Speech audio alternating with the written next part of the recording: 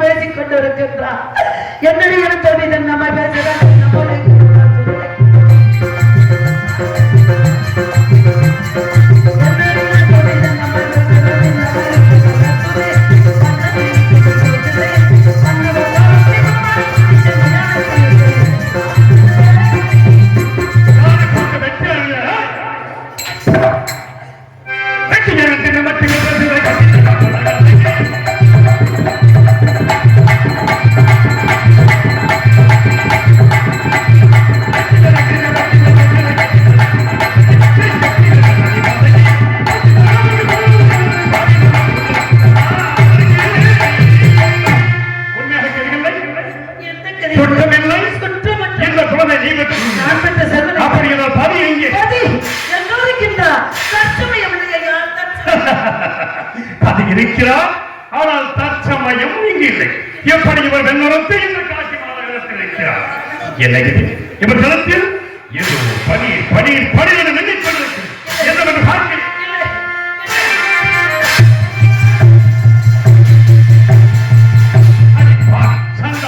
இந்த உலகத்தில் எந்த இடத்திற்கு போனாலும் இதை வைத்து எதை விலைக்கு வாங்கலாம். இதை வைத்து எதை வைத்து எதை வைத்த யார் விலைக்கு வாங்க?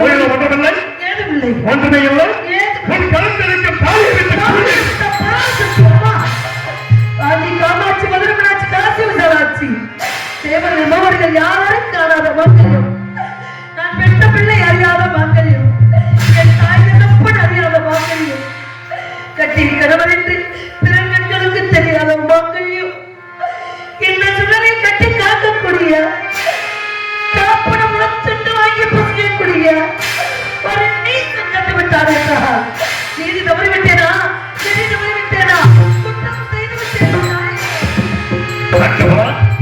கேவல் மூவர் யாவது எனக்கும் தெரியாத தானியே கேவலம் மயானத்திலே காப்பனம் உணர்ந்து வாய்த்திருச்சி வாங்கி பிழைக்கின்ற நீச்சல் கண்டான் என்று நெருப்பிலே விழுந்த விதமாக துடிக்கின்றானே. எல்லாம் எனது பத்தினி தாராவதிக்கிறார். அப்படி என்றால் இவருடைய மனைவி தாராவதியா இறந்து கிடக்கின்ற குழந்தை என் மகன் ரோகிதாசனா இருக்கா? இதுவும் அந்த விஸ்வாமித்திரன் சூழ்ச்சியாக இருந்தாலும் இருக்கலாம். இதை விசாரித்து பார்க்கலாம். மா பெண்ணே, மங்கையே மணந்த கணவனாரே மற்றொரு கண்ணுக்கு தோன்றாத மாங்கல்யத்தை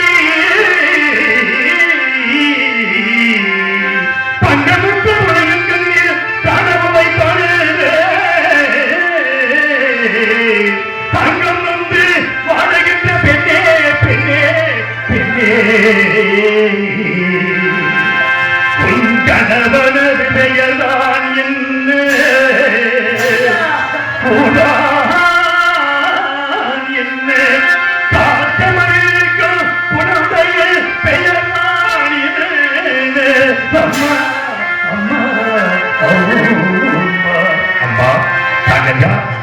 குலத்தை சேர்ந்தவர்கள் உன் கணவர் யார்?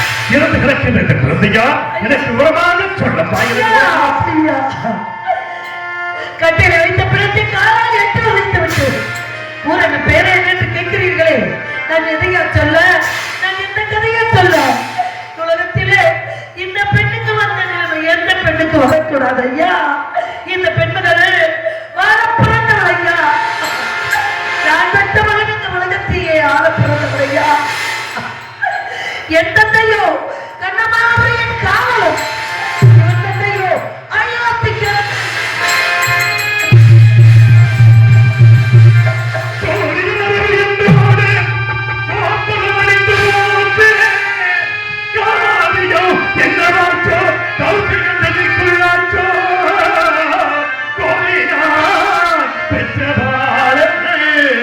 இந்த குவலையும் ஆண்டிடாமலே காலில் காட்டில் பாம்பு கடித்துமே இறக்கலாய். மகனே மகனே மகனே மகனே என் செல்வன் போசர நாட்டுக்குள்ளது அயோத்தி மாநகரத்தில் இளம் தென்றலை நடுகுணத்தில் உதித்த ரத்தியமே செல்வத்தில் பிறந்து சீரழித்து கிடக்கும் செல்வ சீவாய் இறந்து விட்டாய்.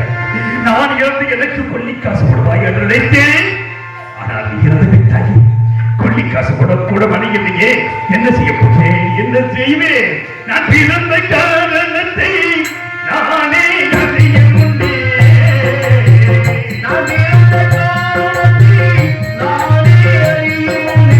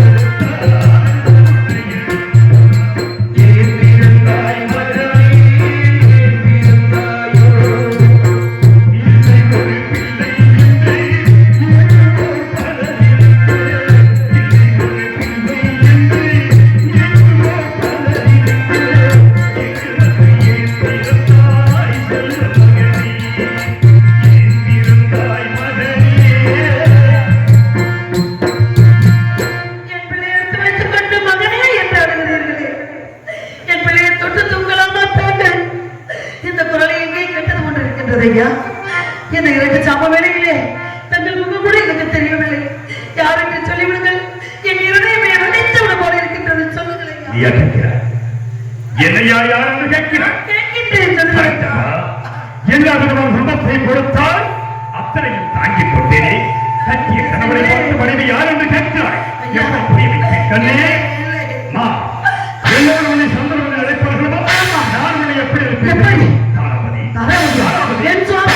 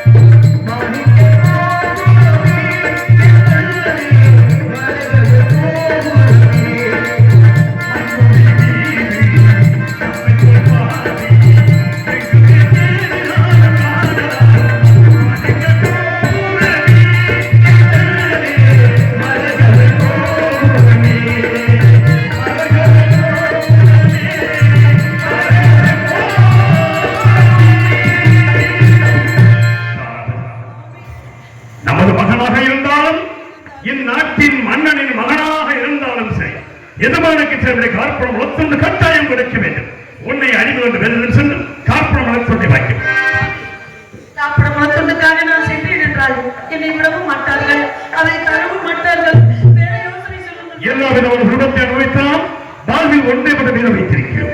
கட்டிய கணவனை அதில் சந்தனமே காசிமா நகரத்து விதிகளுக்கு சென்று புதிய தரங்களையும் ஏந்தி பிச்சையாவது எடுத்துக் கொண்டு அதுவா ஒன்று மட்டும்தான் வாழ்வில் மிச்சம். அதையும் செய்து விடுகிறேன். அதுவரை ஐயா நான் பெற்ற மகன் பிறந்து விட்டான் என்று அள்ளி கொடுத்த கரங்களால் பிச்சை எடுத்து வருகிறேன். உதவி செய்யுங்கள் ஐயா. தாய் தந்த பிச்சையிலே பிறந்தேனம்மா.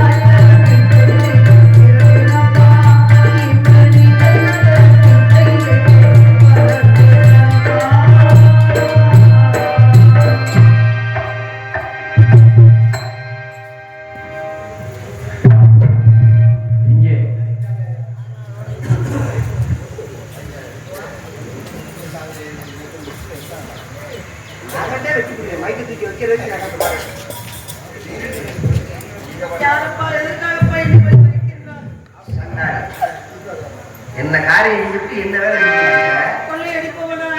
நான் கொள்ளையடிக்கிறேன்னா தண்ணி விடுறவனா எதுக்கு பிச்சை எடுக்கிறேன்? யாரு? என் பிள்ளை.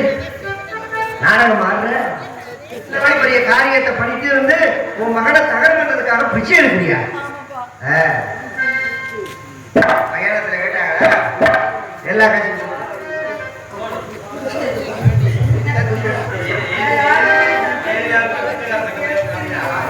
இப்பதான் நான் பிச்சைக்கார சங்கத்துல தலைவராயிருக்கேன்.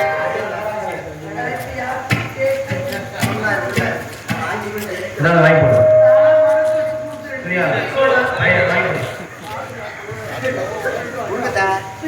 போடாதீங்க.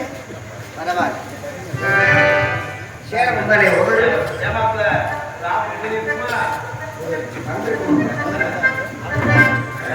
சேலம் முந்தானே ஒரு காசு இருக்காங்க. மயானத்துல இவ்வளவு கேட்டாங்க. காப்படம் அப்பா. காப்படம் தானே. நானும் மனசாட்சி விட்டேன். அப்பா என்னிடம் இருக்கக்கூடிய அனைத்து பொற்காசுகளையும் வாங்கிவிட்டாய். காப்படம் என்றால் எவ்வளவு? 25 பைசா. நீ 25 பைசா மட்டும் எனக்கு கொடுத்துருப்பா. யாராவது இவ்வளவு போட்டாங்களா?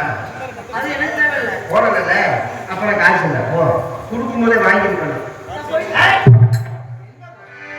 காசிராஜன் மகன் கனகவேந்தனை கழுத்தை வச்சு கொடுத்து பிச்சை எடுக்கிறேன்னு சொல்லி நாடகம் ஆடிக்கிட்டு இருக்க. யாருக்கு மயான காவலர்? நாங்கள் தான் மயான காவலரும். மிக்க மகிழ்ச்சி, மிக்க மகிழ்ச்சி. என்ன காரணம்? காரணம்? ஒரு பெண்மகளை கொலை செய்ய வேண்டும். கொலை செய்ய வேண்டும். எதற்காக? கேள்வியில கேட்கக்கூடாது. கொலை செய்ய வேண்டும் என்றால் கேள்வி கேட்டுத்தராக வேண்டும். எதற்காக கொலை செய்ய வேண்டும்? நான் சொன்னா கேட்க மாட்டீங்க. உங்க எஜமான் வீரபாக சொன்னா எஜமான் வீரபாக கேட்டுதானே கொலை செய்ய சொன்னார். அதற்கு ஆதாரம் இருக்கு. என்ன? காசிராஜன் மகனை கழுத்தை நெரிச்சு கொண்டிருக்கா. சரி. இந்த பெண்மகள் சரி. விடுவதற்குள் இந்த பெண்மகளை வெட்ட வேண்டும் என்று உங்களது எஜமான் வீரபாக உத்தரவு. அவர் கொடுத்த வீரபாக என்ன இது? பச்சிரம் குலத்தை கொண்டவனுக்கு அப்பேற்பட்ட கொடியன் என்று பிடித்தவளா?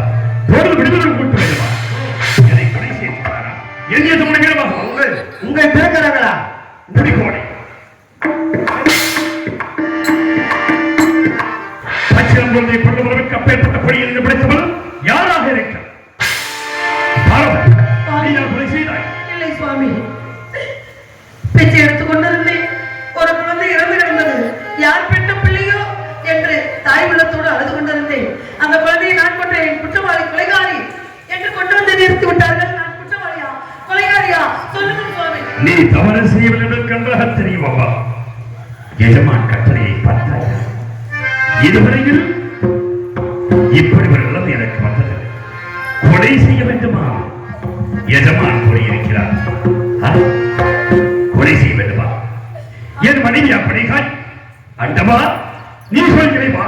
என் மனைவி அப்படிகாய், என் தேவியா கொலைகாரி, என் தேவியை வெட்ட வேண்டுமா? எப்படி வெட்டுவேன் கண்ணே? உன்னை நான் எப்படி வெட்டுவேன்? சுவாமி, தங்கள் எஜமான் கட்டளை விதித்திருக்கின்றார். அதை மதிப்பது உங்கள் கடமை அல்லவா? என்னை வெட்டி சத்தியத்தை காத்திருங்கள் சுவாமி.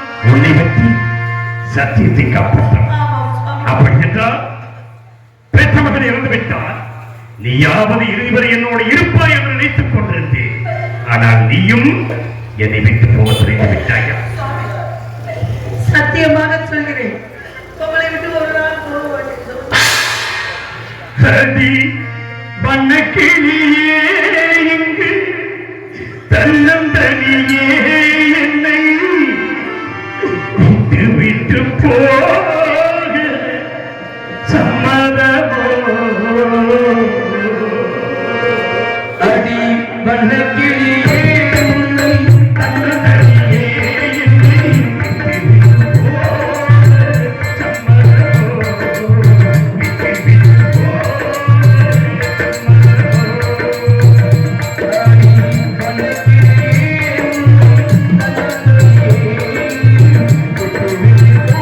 சம்மதமோ?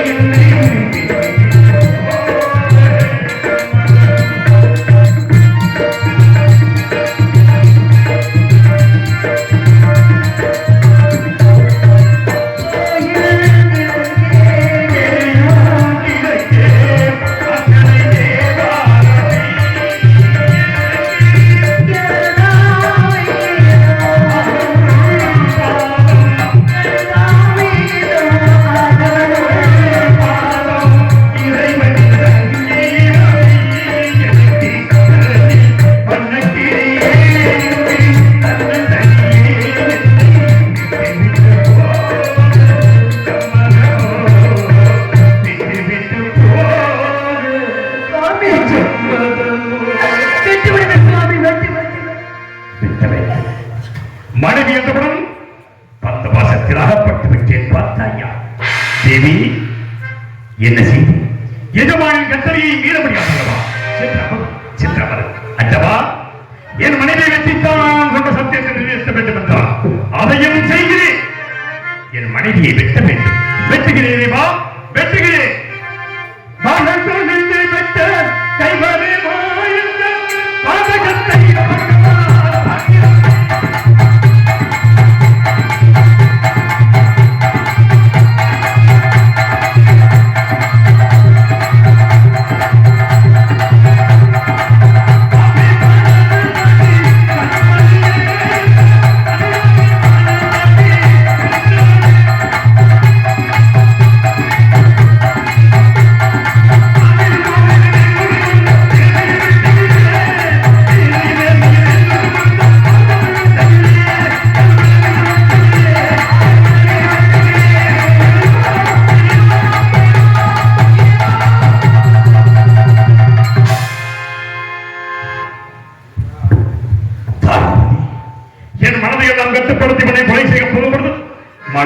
தடுக்கிறதே.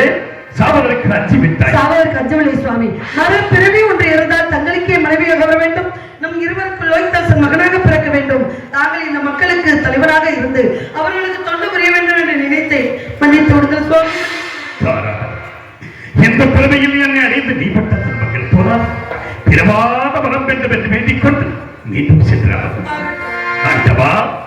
ஹரிச்சந்திரன் மனைவி என்றால் வெட்டுகிறானா அல்லது விட்டு விடுவானா என்று என்னை சோதனை செய்து பார்க்கிறார். வெட்டத்தான் போகிறேன். வெண்பண்டிகள் உண்டாக போகிறார். உடனே இருந்து வழிகின்ற ஒவ்வொரு ரத்தமும் கட்டிய மனைவியை கொண்ட மாறி என்று இந்த உலகமெல்லாம் என்னை படித்து பேசப் போகிறது. அந்த அரும்பெரும் காட்சியை காண வேண்டாமா? என் மீது கண்ணை இருப்பது உண்மை என்றால் என் கண்ணதிலே தோன்ற வேண்டும். நான் காத்த சத்தியம் நிலைத்திருக்க வேண்டும். சத்தியமே ஜெயம், சத்தியமே ஜெயம், சத்தியமே ஜெயம். மனைவியை விட்டு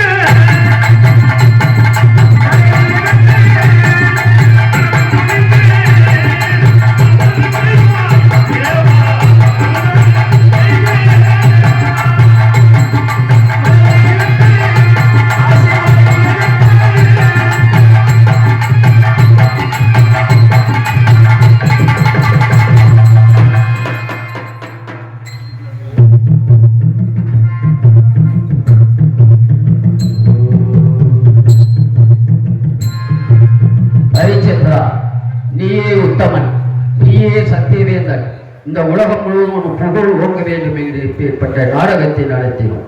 எனது திருவிளையாட்டு இது ஒரு விளையாட்டு. ஹரிச்சந்திரா, நீ காத்தது மயானம் அல்ல. அதோ பார்த்தாயா யாகசாலை. உன்னை விலைக்கு வாங்கினவர் வீரபாக அல்ல. அதோ பார்த்தாயா யமதர்மராஜர் வந்து கொண்டிருக்கின்றார். உனது மனைவியும் மகனையும் விலைக்கு வாங்கினவர் காலகண்டன் அல்ல. அதோ பார்த்தாயா அக்னி பகவான் வந்து கொண்டிருக்கின்றார். உனது மகனை கடித்தது பாம்பல்ல, எனது மகன் முருகனே கவர்ந்து சென்றார். உனது மகன் உயிர் பெற்று வருவான். காதிராஜ மகன் கணவேந்தனும் உயிர் பெற்று வருவான். மறுபடியும் சென்று அயோத்தி நாடு சென்று ஆட்சி புரிவாயாக. அப்படியாகட்டும் சுவாமி, அப்படியாகட்டும். ஓம் நம சிவாய, ஓம் நம சிவாய.